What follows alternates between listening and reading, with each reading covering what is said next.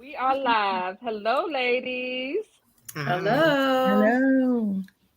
Wow. Fee and I are so excited to have you on Breast Cancer Awareness Month. We all know someone who has been affected by it.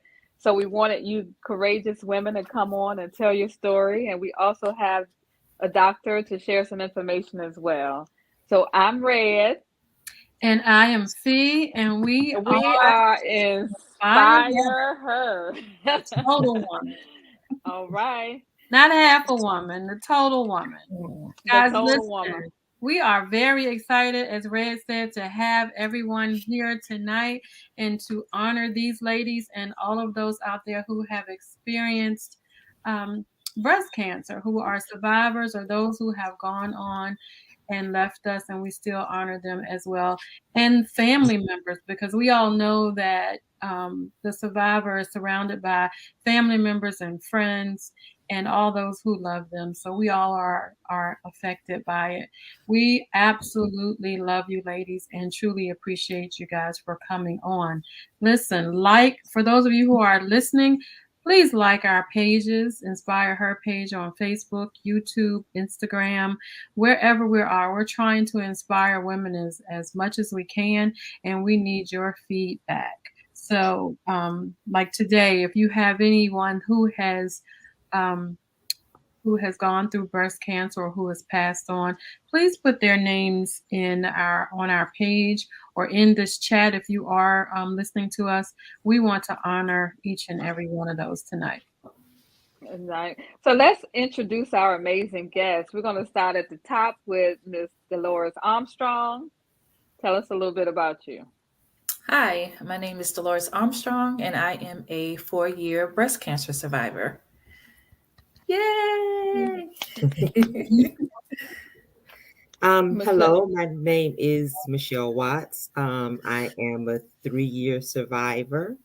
And my mom also had breast cancer as well Mm. as an aunt, so I had a history of it. So yes, I'm just waiting for that 5-year mark. Amen.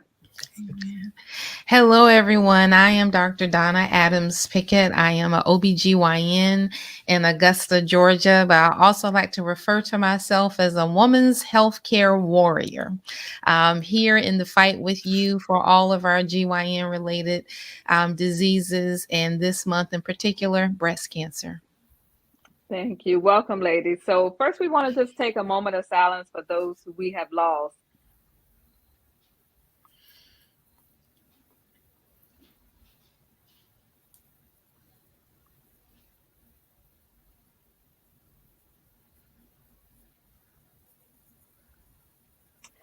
All right. Thank you. So Dolores, talk to us about your story. Tell us about your journey through this process. Sure, absolutely. Um, so I always had my mammograms.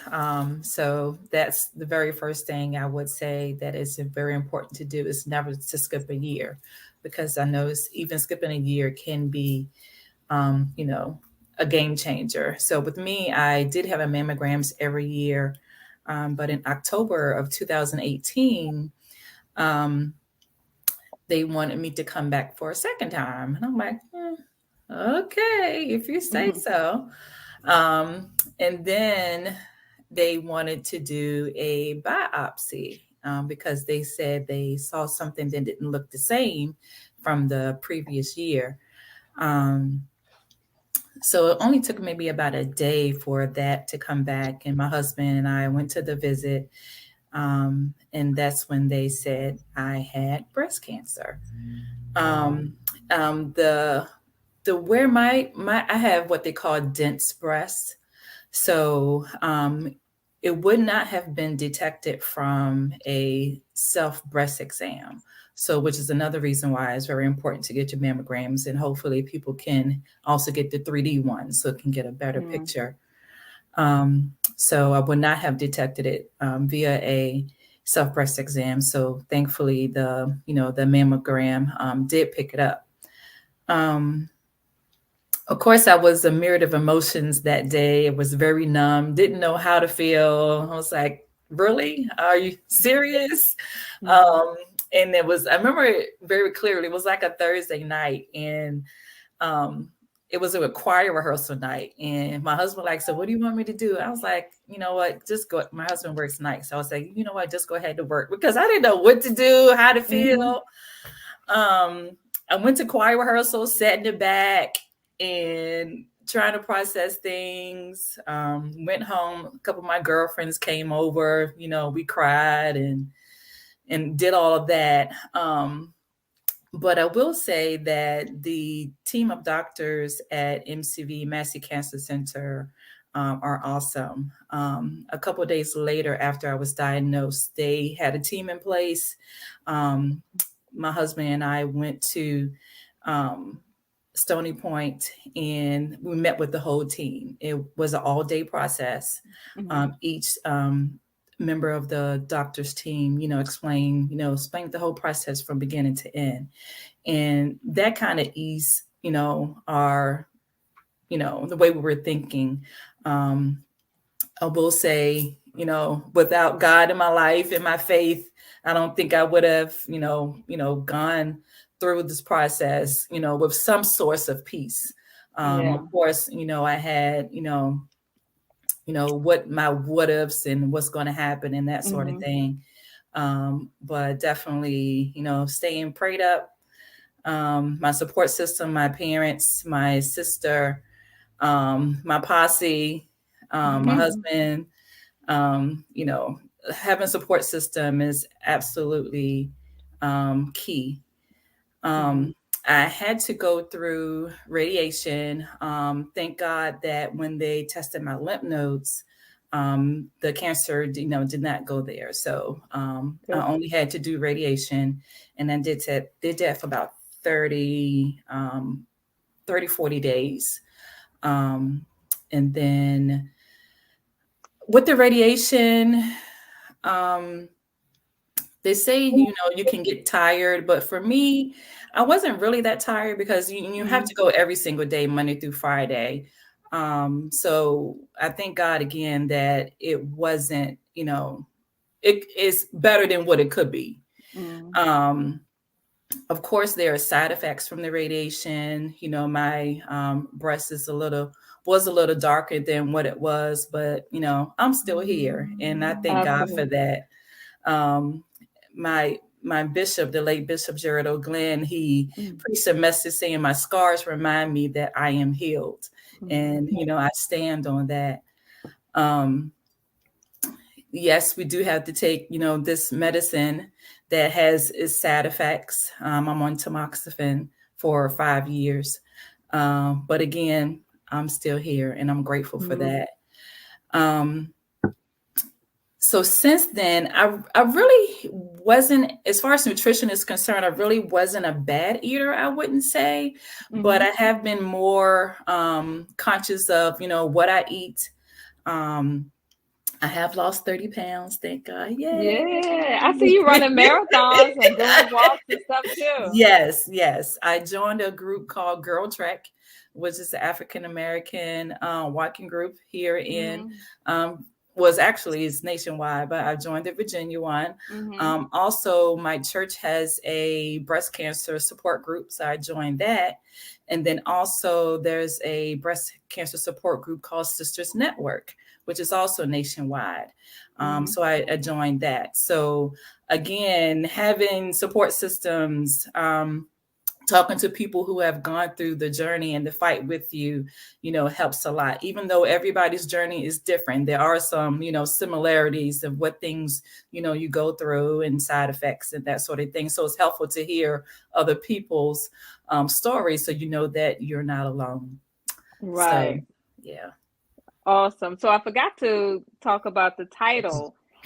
So it's Cancer, You Picked the Wrong Girl. Sophia and I have these t-shirts courtesy of 428. So that is shop 428. So we want to give a shout out to her for these amazing shirts.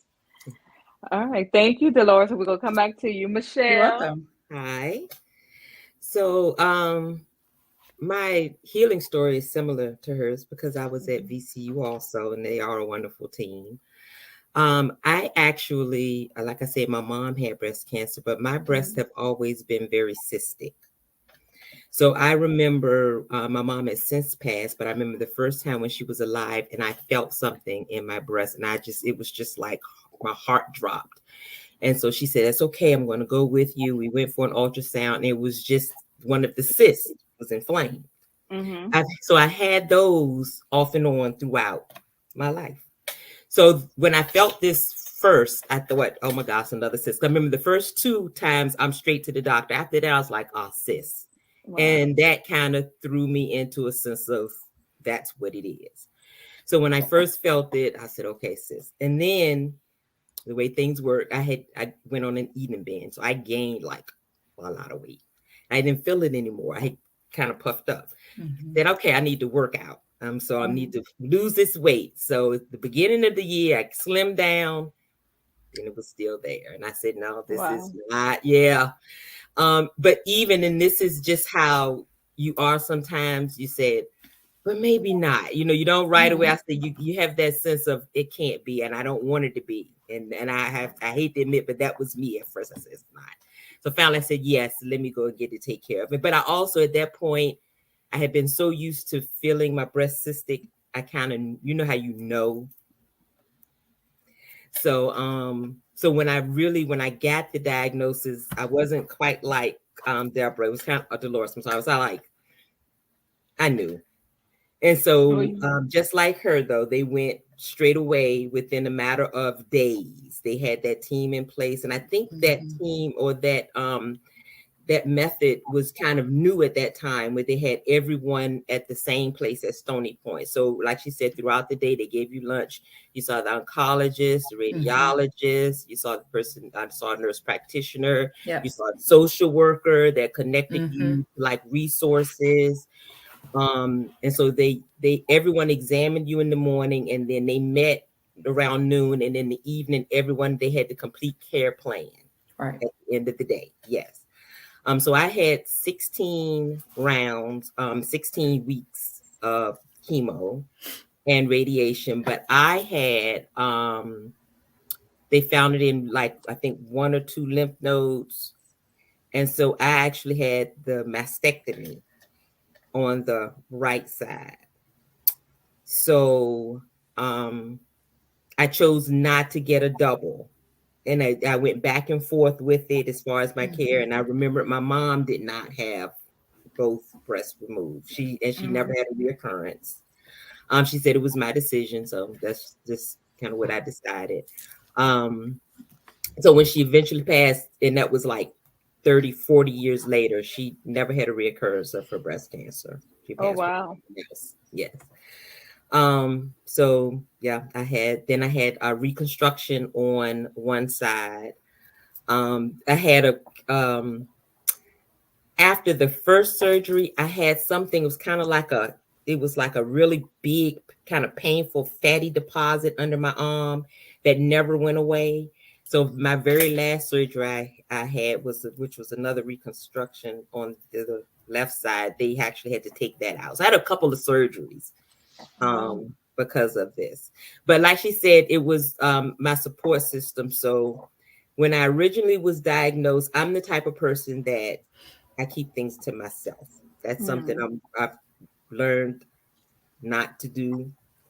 So I didn't really kind of confide into a lot of people. And then very gradually, I told maybe 1 or 2 friends, and I told them in a group chat. So I had another friend. She said, "Well, you know, Michelle, you need to do a Facebook page so that we can support you." And I'm going, my first thought is, I don't want to do that. You know, I don't want to have people, I don't want to bother people. They have to feel like they need, you know. She said, "No, we want to support you. Do a page." So I did a page, and I invited quite a few friends to my page. And when I tell you, that is the best thing I could have done. And I'm so grateful to her because so many people joined. They sent messages every day. I had one girlfriend, when I started chemo, they did a schedule and they posted it to my page, and people signed up. I had a ride for every appointment. Sometimes Wow. people, I wish I could share the pictures. I should have thought to send them to you. I still have those pictures. Every time I went, I had 2 or 3 friends with me. They would dress in t-shirts and they bring me a t-shirt. We would have so much joy and support in the when I was getting my chemo. Some of the nurses be like, "Shh, come on, y'all can't be laughing." They boosted me up. Every appointment was just like a sisterhood. It was wonderful. They would the schedule will get full and they would say, "No, we need a day to go." And they said, "Well, 2 people can go." And sometimes I had 3 people with me. Wow. So I am so grateful for them. Yeah. And they were such a blessing through the whole thing. So I know what she means about that support system. It really made a difference. We do have a question for you. Crystal Okay. Marie wants to know, how was the relationship dynamic with your mom, being that she had already experienced this? I'm sure that was tough, especially for a parent. Well, this is the thing. She actually passed before I was diagnosed. Yeah. Now she was around when I had those scares, and I could tell, she was a little shook during the scares, but she was always the one, because I am the type of person that I'm going to think the worst first. So she was like, "No, you don't know anything yet. Don't get upset. I'm coming with you." So she was really supportive. But yes, she passed before I was diagnosed. So I know it's probably, kind of a crazy question, but did you guys go through a depression when you found out, and how did you cope with that? I didn't. You did not? I don't. Well, let's put it this way. I may have. I'm going through some things now that I may find out that some things I didn't think was depression, but I don't remember it. I don't remember being down, I think, because I had so much support. And I had people that would come by every week, and they kept my spirits bolstered. Another thing I say is I always had this vision of chemotherapy. In the movies, the people stay with their head in the toilet bowl, sick all the time. I had nausea, but I never had the vomiting and slight nausea. Oh, that's a blessing. Yeah, I never had that experience. Yeah. But I hear everyone's different. So yeah, I would say I don't think I had any depression either. I don't think I had time because people were all like Michelle said, people were always around, and there wasn't a day that someone didn't text me or checked on me. And I think because of the care plan that we had from the physicians, being that we knew what was going to happen and when it was happening and how, I think that helped a lot. So, they say knowledge is power. So that definitely helped as well, being that we knew what was going to happen and what to expect. Okay. Dr. Adams, do these stories sound familiar to you? And they really do. I think what's really striking is that we have detection from 2 different ways, one from self-detection and one from mammography. And it really just illustrates the importance of how we as women, particularly women of color, need to prioritize our health. We are indoctrinated to put ourselves last. One of the things I usually tell my patients is, if you make a list of all the things that you have to do, typically the one thing you'll kick off your list is yourself. And so in terms of making sure you have that mammogram, have that GYN appointment, or just even doing your basic breast self-exam, we find it very easy to put that aside for ourselves. And so to hear from both ends the importance of going to the doctor and the importance of doing your breast self-exam to the point that you know what's familiar to you and what's not familiar to you. That's the one thing that really sticks out in my mind, is that I believe it was that Michelle, that you had cyst, but you knew that this one was a little different. And that's because you had been doing your breast self-exams. Mhm. I think that's an important part. A lot of times, as not even just Black women, as African Americans, it's like we're scared of going to the doctor. We don't want to hear the bad stuff, but breast cancer is not a death sentence anymore if you're able to catch it ahead of time. Right. Yeah. And that's the important thing. That's one of the things that we wanted to get out with Inspire Her, is that it's not a death sentence anymore. Right. If you can do your examinations and then back that up with a doctor's appointment to get your mammogram, then you can do early ladies did go through, but know that there's an end in sight, and not go through the depression and all the other stuff that we see sometimes, and have a good support group at that. One of the reasons I invited you on here, Dr. Adams Pickett, is to help us understand how to do this self-examination, and to tell us, along with these ladies, what when we're doing these things, what to expect. Because I think, I do mine, but I think I have, I think I do have some cysts or whatever. But every time I go to the doctor, they're good. But when you first touch yourself, you don't know what you really don't. You don't. You are a well-endowed woman like I am. Right. Well, I'm so glad that you invited me, because even when I have little girls come for their very first appointment with the GYN, they can be 14 or 15 years old. I'm teaching them how to do a breast exam, because again, if you don't touch yourself normally and know what's familiar to you, you won't be able to pick up on what's abnormal. So we talked about me doing this, and if you'll indulge me, I would like to kind of go through with your guests on how to do a proper self-exam. Is that okay? Absolutely. All right. Well, first, I usually ask you to stand in front of a mirror without clothes on. So just before you get out of the shower, after you get out of the shower, I usually ask for you, I'm trying to turn my camera down a little bit, for you to stand with your hands on your hips and push your hands into your hips, kind of standing like Wonder Woman. And the reason why you want to do that is because by pushing in with your hips, you're causing the muscles up here to contract. And one of the kind of just like that, that's just like that, like that, you're causing these muscles to contract. And for some of us, our breast cancers first present in the skin. And so we will see the skin kind of pull in or pucker in, like I have here in front of me, a little lemon will kind of look like a little lemon, the little holes on the lemon. So you'll see it kind of pull in like so. Or you'll see something that looks like a spider bite, and you haven't been bitten.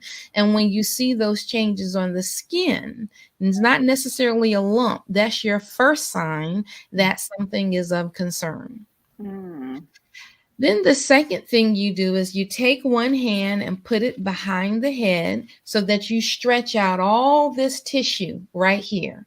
And notice I'm pointing from my armpit all the way down to the bottom of my breast, because all of this is breast tissue.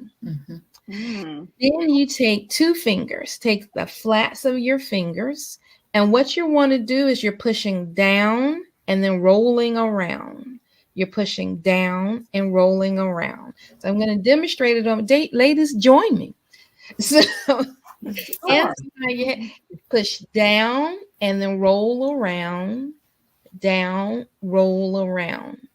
And the reason why you're pushing down, because you're trying to fill that lump that Michelle was talking about, trying to see if it's a cyst, because most of us have lumpy breasts. Your the milk ducts that are there to supply milk to our babies, they form cysts. So most of us have lumpy breasts, but you're rolling it around to see if it moves. And what you want to do is start in the armpit, and you want to go all the way around the total breast until you get to the areola. Wow. And do the same thing. So you're pushing down, roll around, down, roll around. And now, what are you feeling for? When you push down, if you feel something that's kind of hard, like this cashew, that's something that you need to bring to your doctor's attention. But sometimes it doesn't necessarily have to be as hard as a cashew. It can be as soft as a jelly bean. And that's what gets most of us. What we're looking for is something hard like a rock or a pea, but it can be like a jelly bean. But see how perfectly round my jelly bean is? Your cyst, your normal cyst in your breast are not going to be perfectly round like that. So when you feel something perfectly round or firm, like my cashew, or it does not move, that's something to bring to your doctor's attention. You're welcome, Crystal. Wow. Okay. That's why we're doing this. Is like Crystal said, a lot of young ladies haven't been properly taught to examine themselves. Yeah. A lot of us, which is really crazy, don't even really look at our own bodies a lot. No, we don't. We don't know. We could have all kinds of things going on, and you don't know until something starts to hurt. Right. And I like what you said about starting young, because I actually have a friend whose daughter was diagnosed with breast cancer at 16. Oh, wow. Right. I've never heard that. And has since passed. Right. Oh my God. Wow. Right. I've never And heard that's of that. when I first learned about it. You think that is so young. Right. You never think. Well, Right. that's how I make it relevant to the teenagers, because of course the teenager, they're coming to the office for the first time.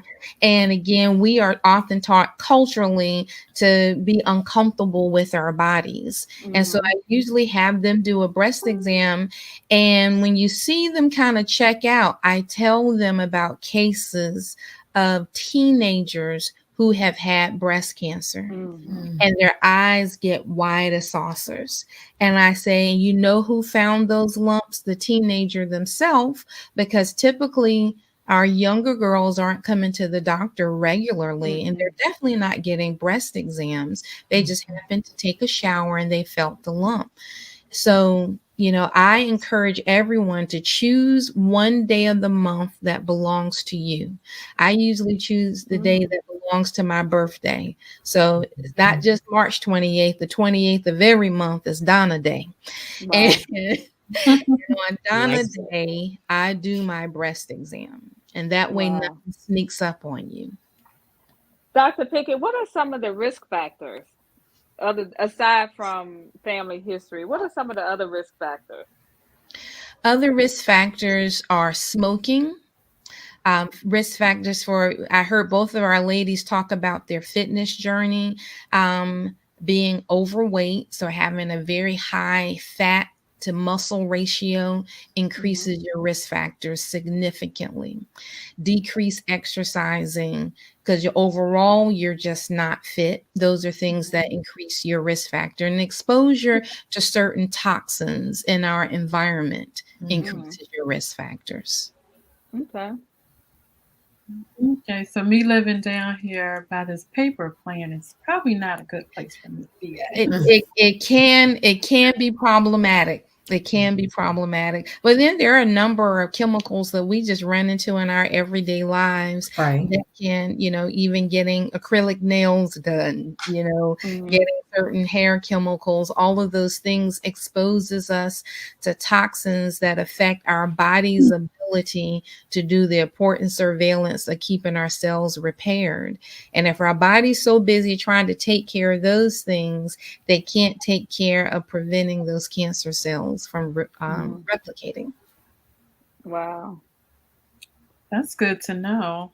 As I Mhm. look at my acrylic nails I have on finger. And you don't think about the number of things that you're exposed to on a daily Right. basis. Yeah. Yeah. That's true. That is absolutely true. Well, ladies, Dolores and Michelle, can you help us if we have some young ladies who are listening, like Crystal Marie and some other young ladies, what would you tell them? If the first day that they do find out, give them some advice on what they should do, what they should, how they felt. You guys said you weren't really My, stressed. my first thing would be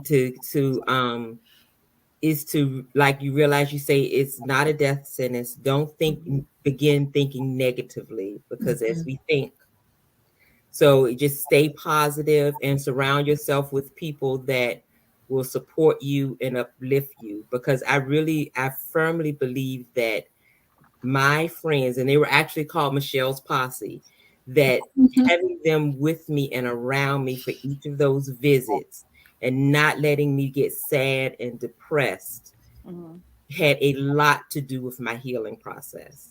So don't start off thinking negatively. Listen to your care team. Hopefully you have a great care team like Dolores and I had, and just know that it doesn't mean it's the end of you by any means. Yep, I would agree with that.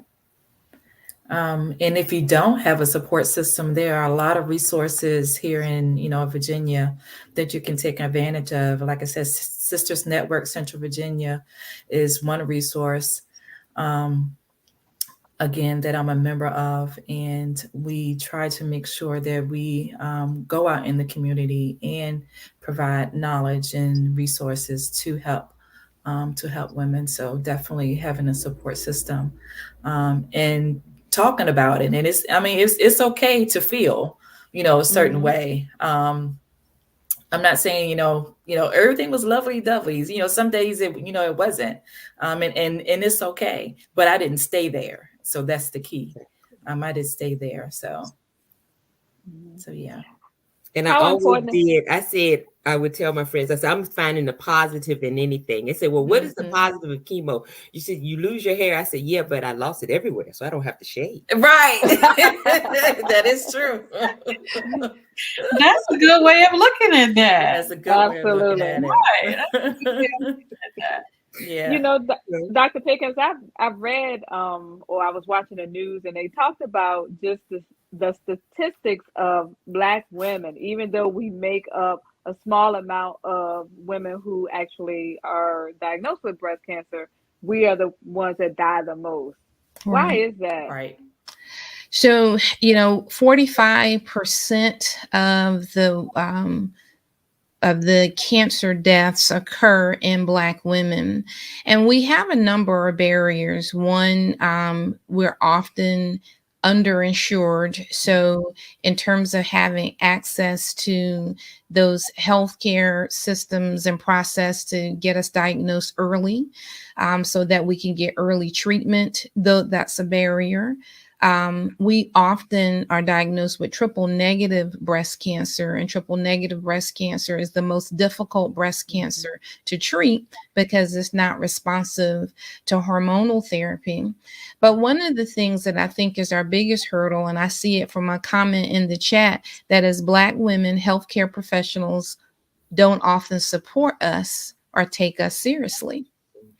And as a woman of color who happens to be in the profession, I say you're right. I can't tell you how many times I'm in groups of physician women who have shared stories of going in to see a health care provider, and they've kept it kind of quiet that they were a physician, and they find that they're not heard, that they are ignored, or what we're trying to do is place a one size fits all type of management on women of color, and we can't do that.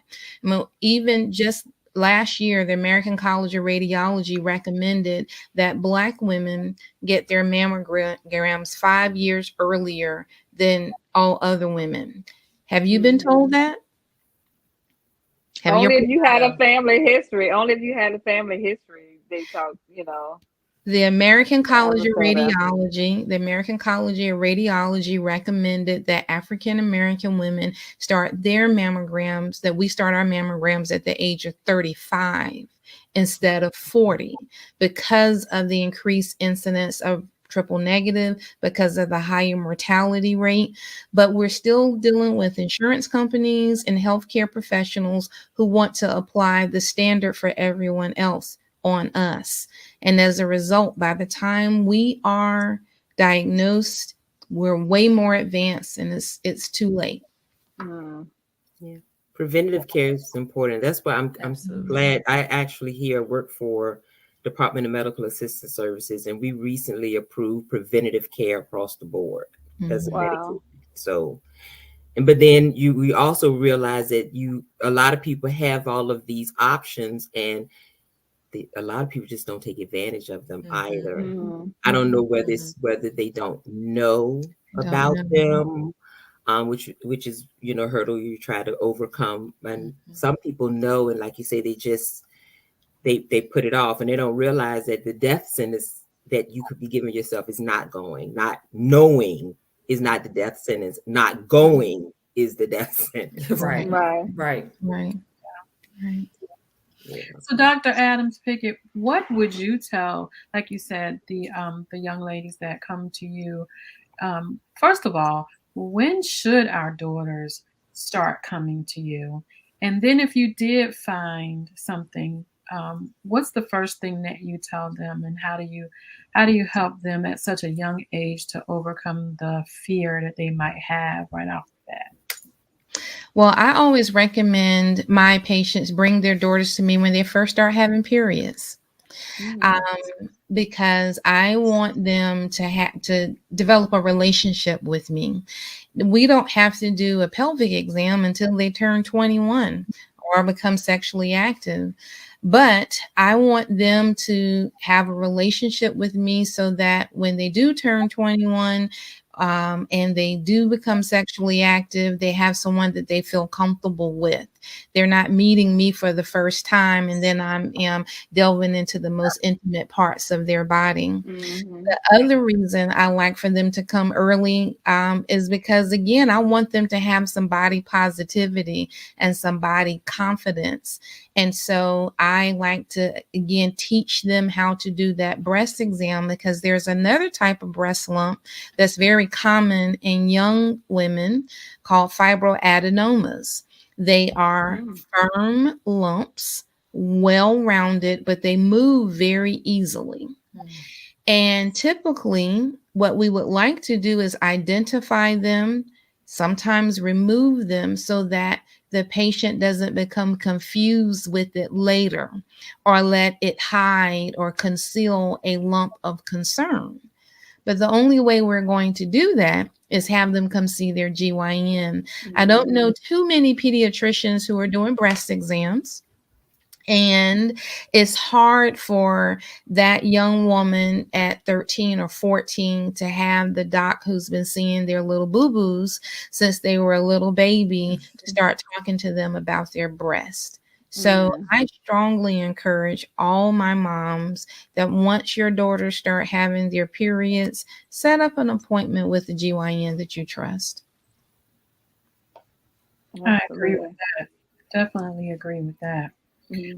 Now, like I said, if you were talking to one of those ladies and they did have a lump, or unfortunately, like Michelle said, the young lady who at 16 found out that she had breast cancer, how do you calm a young lady like that down and help her to see that it's not a death sentence at that young age? How do you help them see that? How do you help them understand that they can overcome it, what they need to do? And because at that point, they need to be a part of their own Right.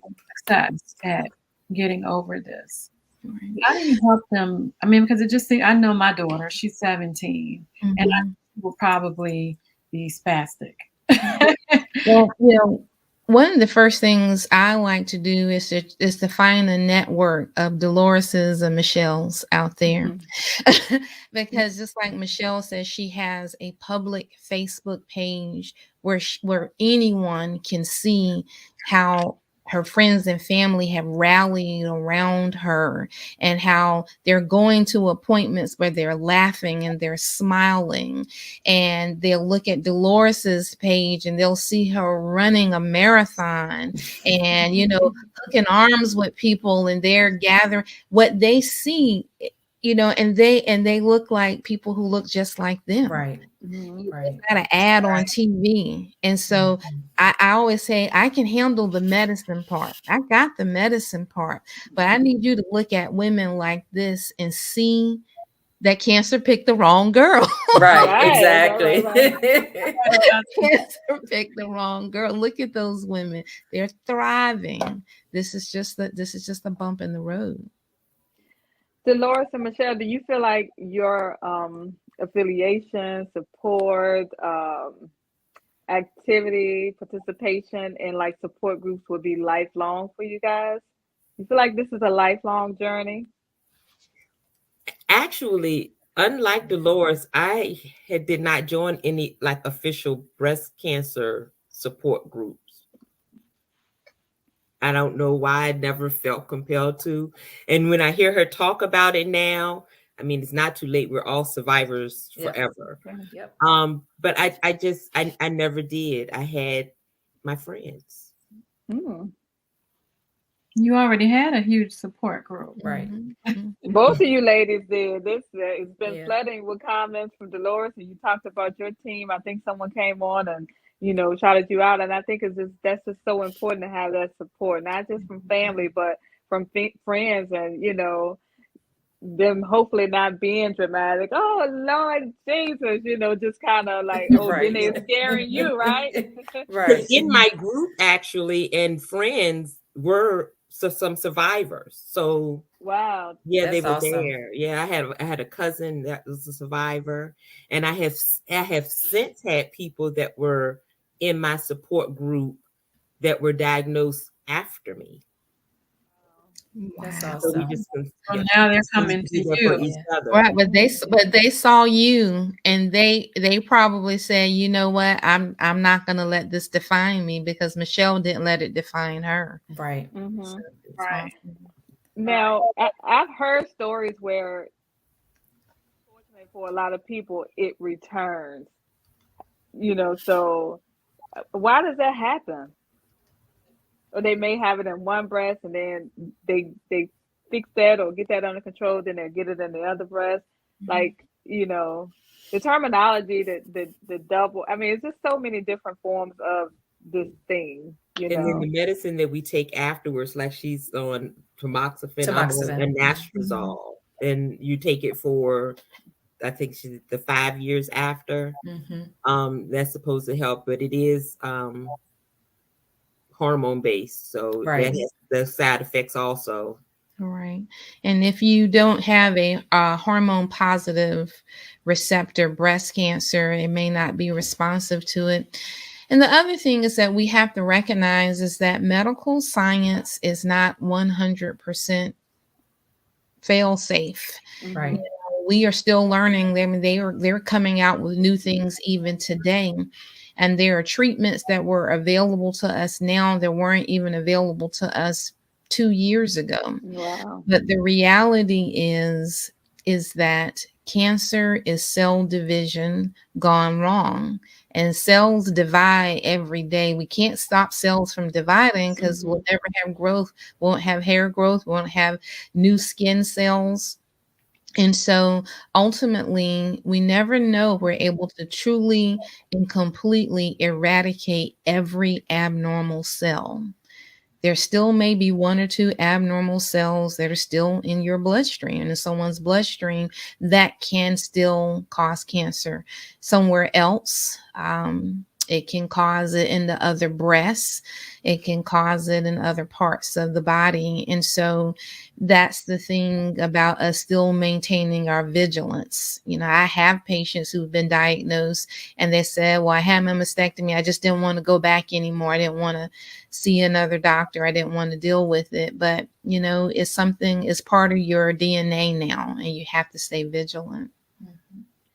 So we have a question. I'm not sure the way it's worded if you could answer it, but it's, if you have breast cancer but the treatment isn't working, would you suggest the removal of your breast, or when is that what happens when the treatment is not working? They suggest removal. So Well, when you does it get to that point? Well, you know, I can't offer specific medical advice Right. in this That's platform. what I knew you couldn't answer the question. But, you know, it's one of those things, you know, when the treatment isn't working, it could be that specific treatment that is not working. As I mentioned, and as these ladies were mentioning, they're all different types of treatment. Like we used to call the triple negative, meaning that it didn't have estrogen, progesterone, or HER2 receptors. But now they've identified that some cancers actually they're not negative, they just have smaller amounts of those receptors.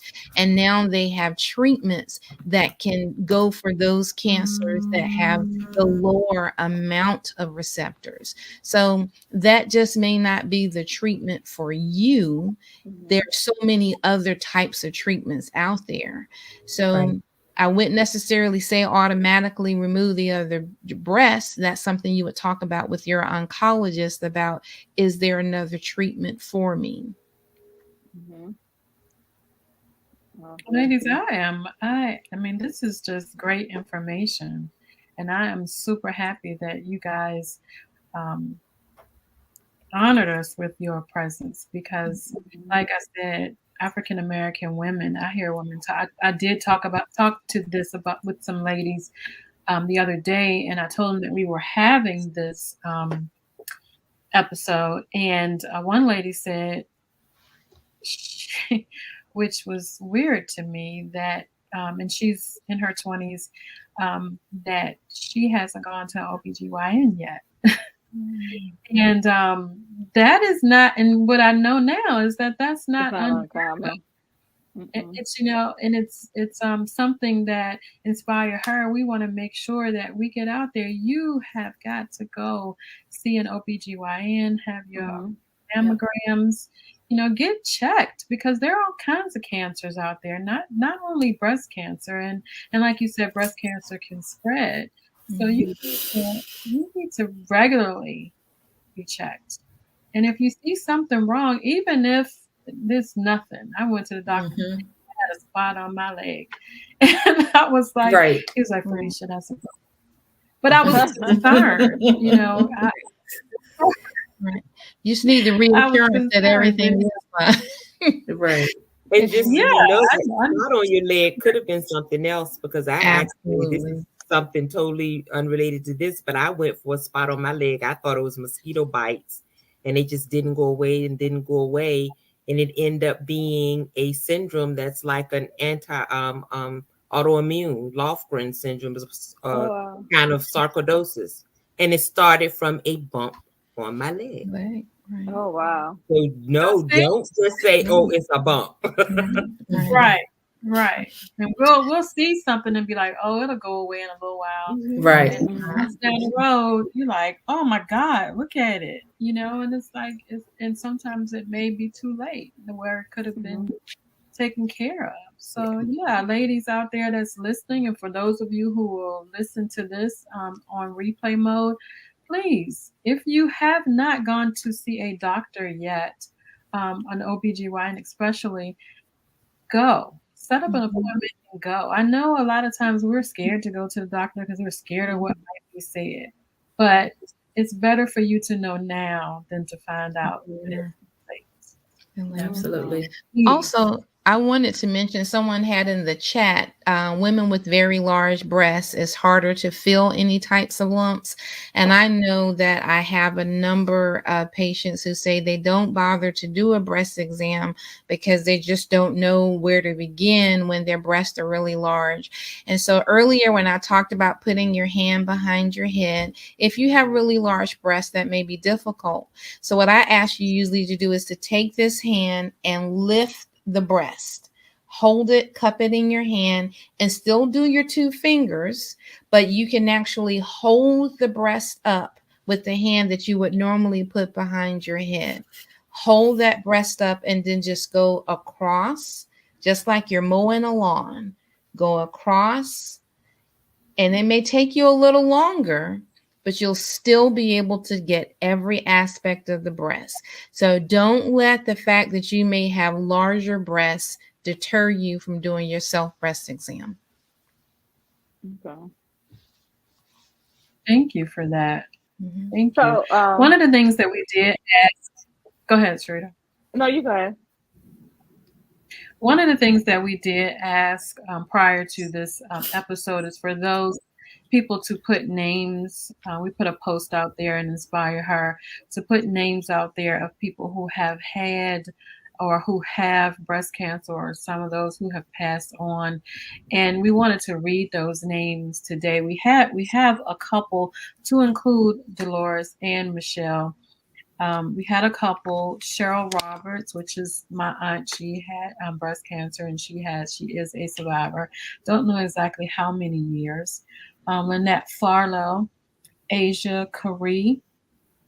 And then Red and I have a friend from high school whose mother passed on, and her name is Nikita Watson. I don't remember if Nikita has married now, but yeah, I can't remember her. But she always posts about her mom on there. Yeah, passed on, and she has kept her mother's spirit going by participating in breast cancer awareness. And we wanted to just say to all of those women, and I'm sure you guys have some others that you can name. We just wanted to make sure that they understood that, support is there. In your city. I'm here in Savannah, Georgia, and I know that we have support systems out there. It's just a matter of getting online to find those support systems. And then your friends. Michelle was not afraid. I'm not going to say afraid. She just didn't feel the need to let everybody know what was going on. But look what happened when she did. Oh my God. What is that? Imagine that. And then Dolores, I saw Dolores has her own hashtag. One of her family members. Kilo strong. Strong. So all of that support, guys, it's out there. It is out there. You don't have to go through this alone. Shoot, if you call me and you're in Savannah, I'll go with you. Right. I have a couple of two things. Yeah. One of my really good friends, Maisha, her mom, Wanda Burgess, she passed on.